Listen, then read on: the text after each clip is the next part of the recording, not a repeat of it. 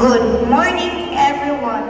I am Rufo Camindin, a guide of Grade 3 St. Cecilia. I stand before you not just a candidate, but as a messenger and a student writing stories. Stories once printed on newspaper, once blank on bond paper, now reborn as a symbol of hope, responsibility, and transformation.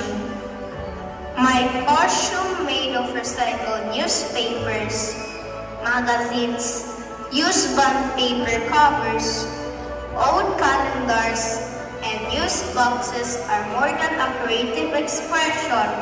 It is a powerful statement.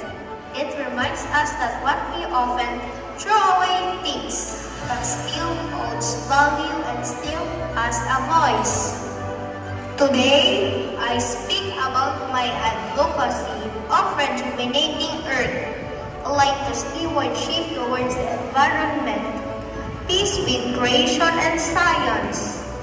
I embody the symbol of hope that one day, our Earth revives itself through reusing, recycling, and reducing resources.